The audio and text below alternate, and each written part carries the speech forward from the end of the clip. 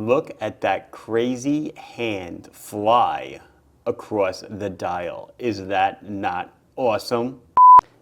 Hi, this is Mark from LongIslandWatch.com. Let's talk about something other than Black Friday, which, by the way, I must say thank you very much to everybody that came to the store. If you bought, if you didn't buy, doesn't matter. I appreciate the visit. I don't know. I think the economy, according to me right now, is doing very well. Great thanks to my team for pulling together, working the weekend, and pretty much getting every order out well before commitment time. So that was really great. Very excited about that.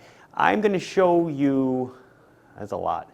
There's a whole bunch of new Seikos that hit the store. Speedtimers that are just for the USA, and then this really cool 100th split, 100th second chronograph that I want to show you, and a couple of Super Cubs that, new to me, new to the store, definitely not new styles. They're a few months old at this point. And we'll get over to them for my own wrist check. I've got my Seiko Orange Monster on to be in the monster mood. And then my other wrist, the Islander JFK Blue Cloud Dial. Let's see some Seikos. So we're going to start off with undoubtedly, I guess, the most controversial watch, at least in my opinion. It's pricey, it's weird looking, but after, kind of sticking with it for a bit and playing around, it is super cool and very functional if you're the kind of person that enjoys a stopwatch or a chronograph. This is the Seiko Prospect Speedtimer solar-powered 1/100th of a second split chrono. The watch really only does two things. It tells the time via the subdial at the 6. And then when it's time to rock and roll in chrono mode, it is a 1/100th of a second timer using all 4 dials. So let's get into it. We'll just function in a minute. It's a 42 millimeter case, so it's actually not that large considering all the information that's displayed and the resolution that it does it in. It's 12.9 thick to a flat sapphire. It is a 48.3 on the lug-to-lug. It's a solid screw-down case back. There is inner AR on the crystal, if I didn't mention it. It's a 20 millimeter bracelet. It's a beautiful bracelet, actually. Right? Look at those links. Look how heavy-duty they look. It is. It does appear to be pins and collars. It's a nice 2-position deployant clasp. Again, the really nice links. Look how beefy. They're well contoured. It is solid end links, solid links, everything. Good looking piece. Combination of brushing and a little bit of polishing around the crystal. 100 meters of water resistance, 152 grams is the weight. Comes in 4 varieties or 5. I'm going to show you 2 of them today. This one is $895, so yeah, it certainly is pricey for a quartz solar timer, but you got to see what it does. And then $950 for the, I'm going to show you a PUD version really quick. So when it's time to boogie, you hit this button here, bottom left, and you'll see that these hands will point north, and then you'll get, well, just watch. So here we go.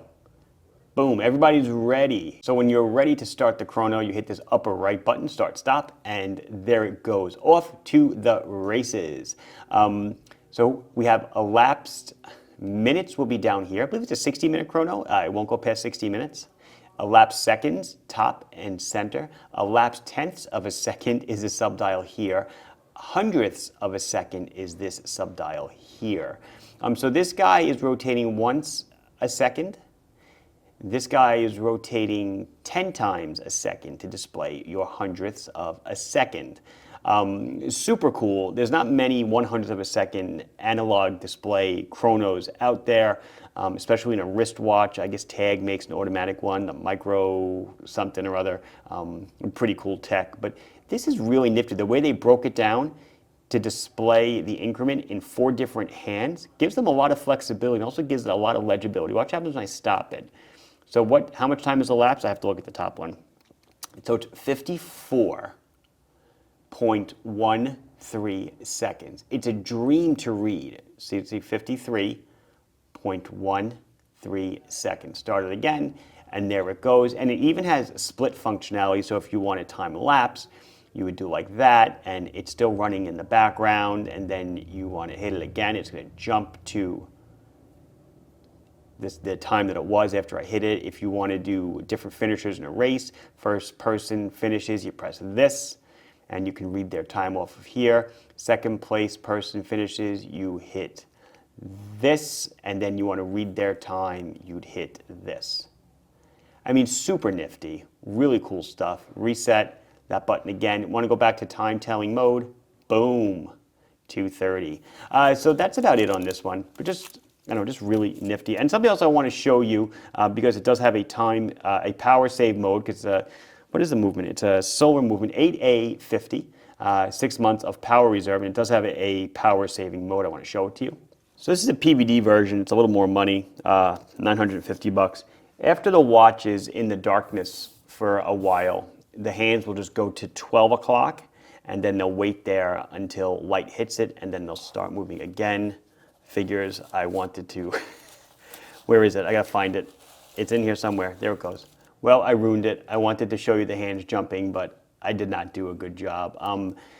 Sorry about that. I didn't realize there'd be a piece of foam wrapped around it. This is actually a different one than I intended to pull. I intended to pull the old PVD one, but this is another limited edition guy. This is actually $925, two-tone bracelet. Nice accents on the hand. You will notice that on this one that it's probably, there is a whole zeroized procedure to get the hands pointing to zero. So if you say, oh, Mark, what a piece of junk, it's not even at zero, you can reset the hands. The original one that I showed you, I had to reset the hands before I started. Let's move on to the next item. So before we get into the other, the USA specific speed timers I want to show you, I would just share these with you. These came out several months ago, but I was not able to obtain them, and now I did. These are based on a collab with Honda, something to do with the Super Cub or Cub bike. I will admit my ignorance. I have no idea what it is. I just know that it's a limited run of watches. It has something to do with Honda. Comes in two flavors, stainless steel and blue, and a black, a gunmetal black.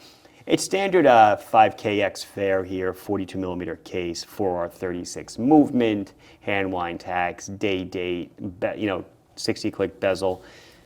Just really, really cool looking watches. As I said, I assume if you're part of that crowd that knows what this is, then maybe it's a watch for you, but I really don't get it. All I know is that people, when they came out, people were asking me for them like crazy. So when I got the opportunity to grab some, I said, let's grab some. So let's get those out of the way.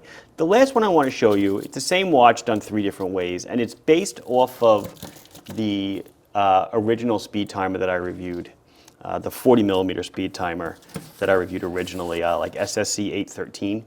They're all $700, depending on no matter which one you get. But these are USA special editions. Notice I did not say limited, because they are not limited editions. They are special editions. These colorways were done solely for Seiko USA, and they are, well, they're beautiful. You have a yellow, a blue, and a maroon or a burgundy, whatever you want to call it. This yellow, compared to the SSK 017 yellow, is more subdued, not as banana, if you will. The blue is absolutely stunning and gorgeous. I mean, look at that. Is that beautiful with the white? And blue and white always works together, you know what I'm saying? Really nice. And then the maroon is, I can't fault the maroon for being cool either. But it's standard speed timer fair. It's 41.4 millimeters in diameter. It's 13 thick to a sapphire crystal, flat sapphire, 45.9. On the lug tip to lug tip, solid screw down case back, a 21 millimeter bracelet, because that's what everybody needs. Another one of those beautiful bracelets, size with pins and collars, I believe. A 2-position deploying clasp, 164 grams on the bracelet, and it's 100 meters of water resistance. In case you did not know how it works, it's just a simple chronograph, center running chronograph. There goes elapsed seconds, elapsed minutes are down here. You have running seconds here, and as most people call it, a useless 24-hour timer. 24-hour hand is over there. Basically a glorified AM/PM indicator. That's that. I'll try each one on quickly. We'll do a little bit of a loom show. I don't believe there's any loom on this, just on the time hands. But let's check them out. Pardon my plastic, but there you go. 6.5, 6 3/4 inch wrist. That blue is stunning, if I may say so myself. It's sunbursty quality. Really, really, really looking sharp there. So can I tell you, I did not want to like this watch. Actually, kind of fought a little bit on even carrying it, but wow, it really does the trick. The pegs, the crown sticking out on the fours, the buttons in the crown, kind of looks like Frankenstein a little bit, but bravo on the engineering inside, the technology, just everything, being so easy to read, extremely functional for someone that needs a 100th of a second chronograph. Of course, we will argue that the reaction time of the hand, the brain, everything else makes a 100th of a second kind of irrelevant at this point, because by the time you hear stop and your finger hits it, so much has elapsed.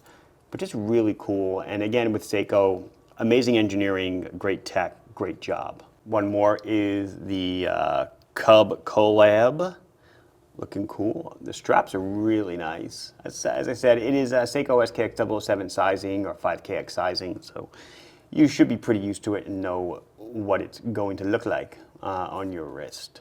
So there you go, actually fairly legible. The Cub is in the middle with those cool tail lights on either side of the 12, if that's what it is, kind of what it reminds me of. Your Speedtimer is on the right, the USA edition, and the little guy on the left, that is the bottom subdial of the SFJ 001. The loom is actually very good considering how little loom there is. I'm just trying to look for my eyes to see if there's any way to know where 12 o'clock is without feeling the case. No, there is not. All the hash marks do appear to be the same length. But still, great job on the legibility as usual. And I think our party is going to end there. This has been Mark from longislandwatch.com. Did not telling you the prices of this one or this one. $400 and $430. Please like the video if you enjoyed it. Subscribe to the channel if you have not done so. Questions, comments, anything else you want to say, you can put it down below and I'll be sure to address it as soon as I can. Thank you very much for watching. Bye-bye.